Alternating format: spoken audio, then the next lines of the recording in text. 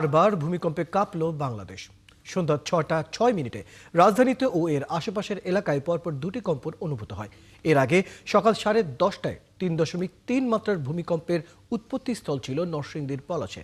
আর শুক্রবার সকালে নরসিংদীর মাধবদীতে ৫.৭ মাত্রার ভূমিকম্প হয়েছে। আরো জানাচ্ছেন আফসানা শাওন। শুক্রবারের শক্তিশালী ভূমিকম্পের পর সবাই আতঙ্ক নিয়েই অপেক্ষা করছিল আফটারশকের।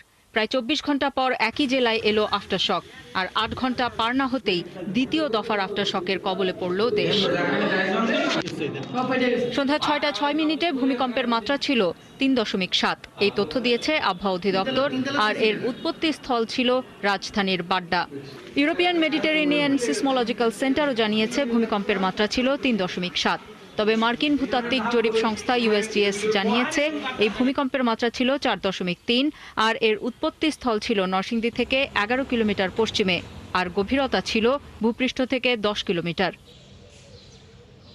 এর আগে সকাল 10:30টায় ৩.৩ মাত্রার ভূমিকম্প রেকর্ড করা হয়েছে।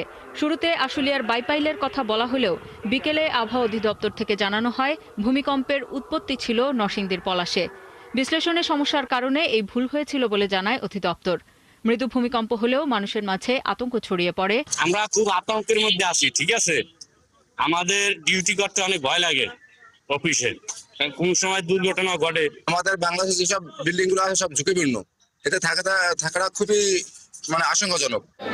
শুক্রবারের ভূমিকম্পের উৎপত্তি স্থল ছিল নরসিংদীর মাধবদী। সেখান থেকে পলাশের দূরত্ব ১০ কিলোমিটার। দ্বিতীয় ও তৃতীয় দফার ভূমিকম্পগুলোই আফটার শক বলে জানিয়েছে আবহাওয়া অফিস। আজকের ভূমিকম্পটা আসলে কালকে যেটা হয়েছে তারই আসলে আফটার শক হিসেবে আমরা এটাকে বলবো। ঢাকার এত কাছে ভূমিকম্পের উৎপত্তি স্থল, এ নিয়ে মানুষের আতঙ্কের শেষ নেই। বিশ্লেষকরা বলছেন অভাব আছে পর্যাপ্ত প্রস্তুতির। কর্তৃপক্ষের উচিত, যেখানে অনেক ছাত্রছাত্রী একসাথে থাকে, বা সেখানে বলা উচিত যে এরকম কিছু হলে তোমরা এইভাবে যাবে না।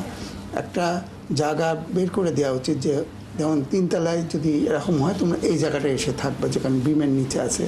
সেই জায়গাগুলো তাদেরকে বলে দেওয়া উচিত। এগুলো বলা হয় না, মানুষ প্যানিক হয়। দ্বিতীয়বারের আফটার শক আতঙ্ক বাড়িয়েছে আরও ভূমিকম্পের। বিশেষজ্ঞরা বলছেন ছোট ভূমিকম্পই বড় ভূমিকম্পের লক্ষণ। তাই এখন থেকেই ভবন নির্মাণে বিল্ডিং কোড অনুসরণ ও মানুষকে দুর্যোগকালীন প্রস্তুতি নেওয়ার পরামর্শ দিয়েছেন তারা। আফসানা শাওন, ৭১।